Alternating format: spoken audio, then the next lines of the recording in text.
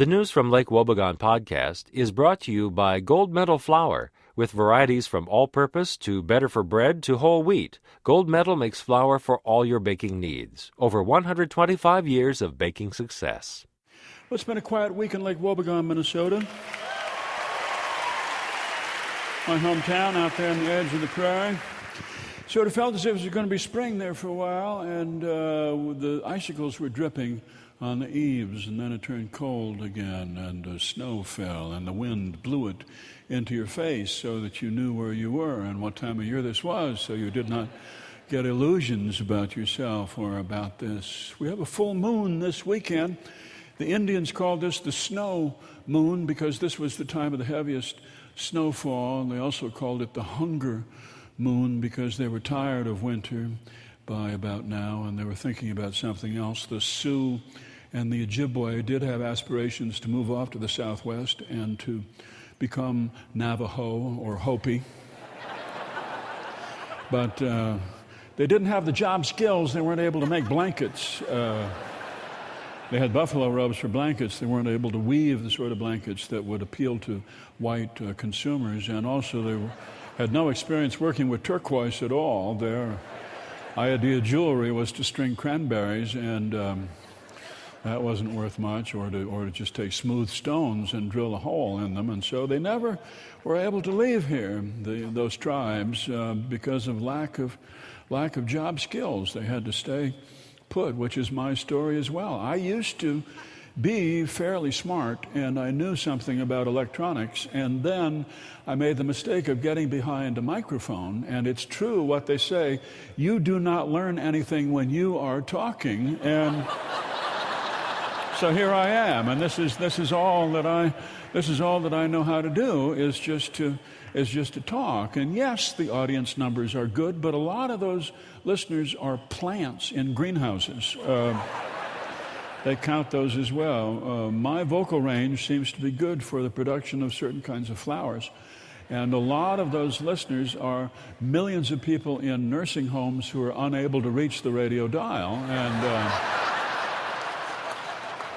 so here I am. This is all I know how to do, and it certainly is not the distinguished career that I imagined for myself, especially in this beautiful theater. I imagined back when I was your age, and I imagined standing up here in the spotlight with my torso bared to the waist and painted bright colors and tossing my hair in a circle as my skinny body is passed into the audience hand over hand as I sing about my lonely heart and my desire to be loved by one person and not by millions. This was what I had thought I was going to do. But anyway, it's the hunger moon. It's the snow moon, and we just have to live with it. The closer we get to spring, however, the more disgruntled people become and the owlier they become. We are world-class complainers in Minnesota, and we really hit our peak around this time of year. And you walk into the Chatterbox Cafe, and you hear people say things like, I just cannot believe this winter. I just cannot believe this winter, as if this demanded belief. I just cannot wait for this winter to be over. Darling, it's February. It's February. March is not spring. We know this on the basis of painful experience. March is a transitional month. March is the month that God designed to show people who don't drink what a hangover is like. This is not spring at all. April is not necessarily spring. We have had snow in the month of May, but here they are, people who just cannot believe this winter. Darling, people in North Dakota don't stand around looking out the window and say, I just cannot believe this flatness. People on the coast of Maine do not look out and say, I just cannot believe those rocky shores of ours, and the water is so cold. When is the Atlantic going to warm up for us? Not ever. Not ever. But we thrive on adversity. Somehow people find at the Lutheran Church that the Sunday after a big snowstorm, attendance goes up because People do not want to be thought unable to come. They do not want to be thought to be unable to deal with driving conditions. Agnostics go to church after a big snowstorm. They are Lutheran agnostics, of course. It's a Lutheran God they're not sure exists. And out on the lake now, that it is starting to warm up just a little bit, and you would start to think about the ice, more and more people are going fishing. As water starts to appear on the surface of the ice, more and more people are driving their pickup trucks out there.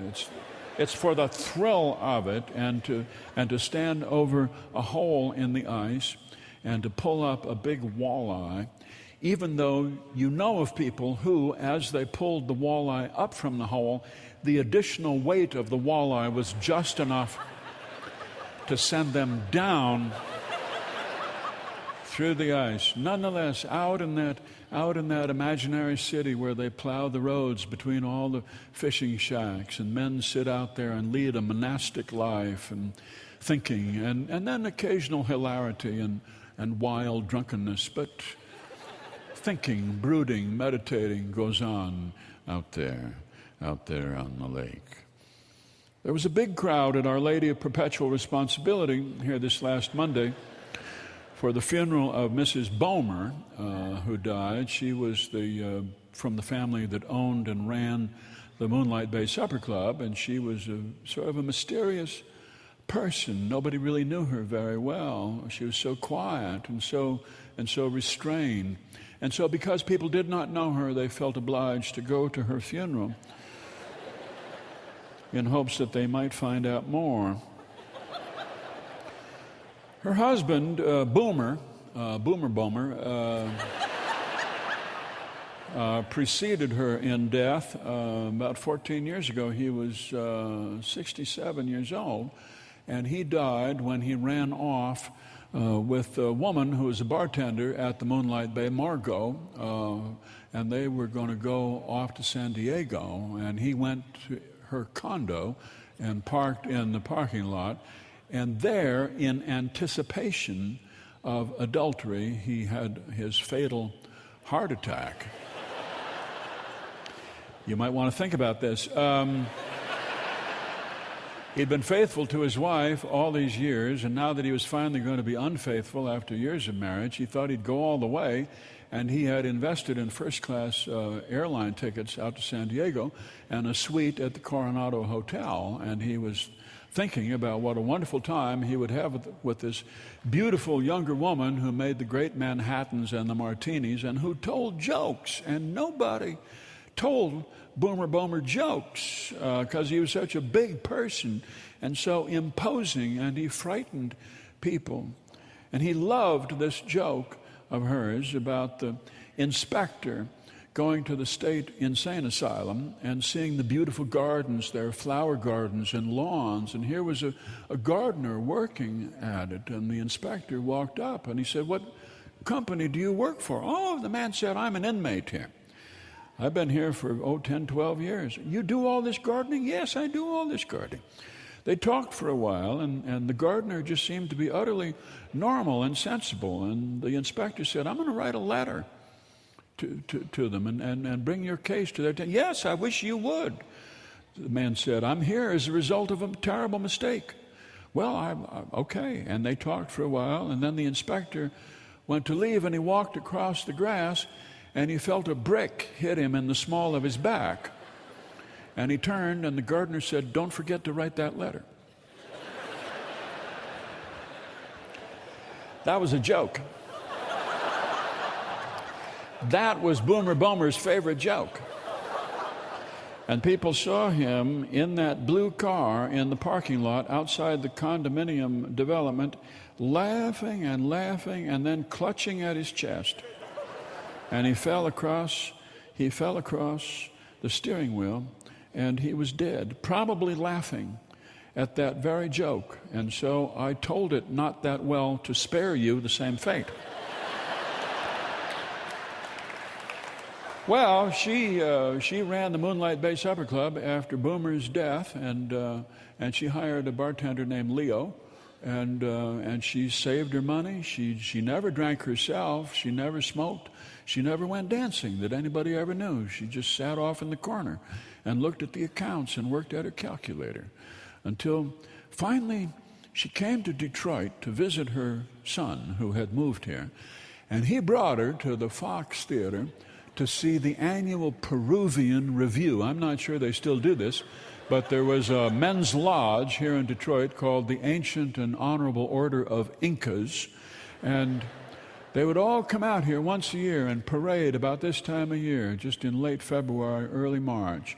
All the nobles, these were barbers and salesmen and real estate men and plumbers, but they loved to dress up in their satin capes and their sashes and their badges and their little shoes with the curly toes and wearing their great plumed hats and feathers and medals and all this glitter. It was so beautiful. They came across here, and elephants came across this great stage. There were 15 of them, and Aretha Franklin was riding the lead elephant, and Smokey Robinson was here, and all of these singing groups were on elephants. The Marvelettes and the Supremes and the Nylons and the Teflons and the Vanillas and the Velours and the Chenilles. They were all here singing all of their hits, and then John up at the organ came in a white Lincoln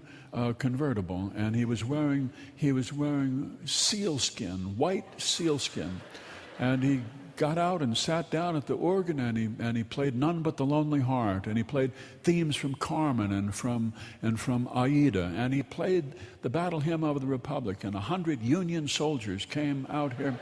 And there was a flag 50 feet long made of Roman candles. It was just the most amazing thing. And there were fountains here.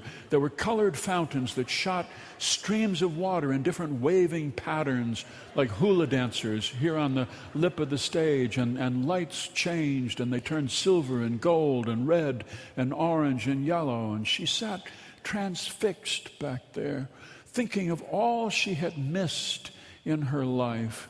But better late than never. You can't always get what you want. If wishes were horses, then beggars would ride, and the world be drowned in a sea of pride. If ifs and ands were pots and pans, there'd be no trade for tinkers. In silk and scarlet goes many a harlot. And so there she sat, back there in the seat. She was the last person to leave this theater. She just sat there, transfixed by all of this wonder around her, this voluptuous and elegant decor. Her son said, "Mom, I'm going to go get the car, and I'll come back." "You do that," she said. And she was the last person, as John was still playing at the organ. She sat there, transfixed. And that's how she died this last week. She just waited until the very end, and Father Wilmer came to her and gave her last rites, and he said, "You can go now, Vivian," and she died. And now she will be buried out of Our Lady of Perpetual Responsibility, where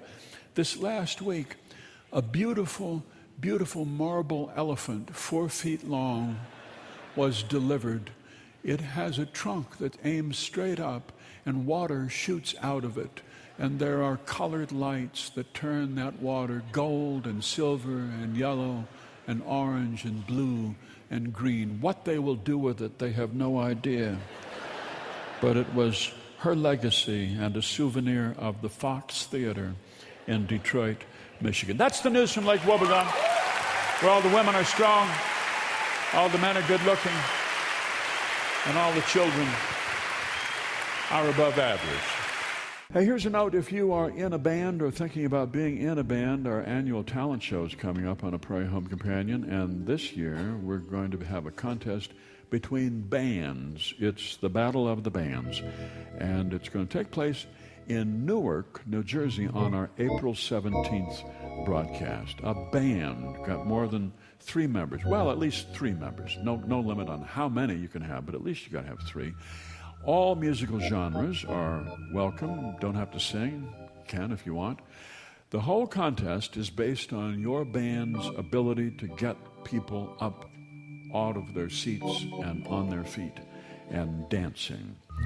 We have to get a submission from you by Monday, March the 8th. You can send it in by CD or MP3 or anything you like, email, attachment, or whatever. And all of the bands who are chosen to appear on that April 17th broadcast in Newark, New Jersey, will receive round-trip airfare and hotel accommodations for April 16th and 17th in beautiful Newark, New Jersey. Digital CDs, if you send in a CD, send it to Battle of the Band Submissions, a PHC 611 Frontenac Place, St. Paul, Minnesota 55104.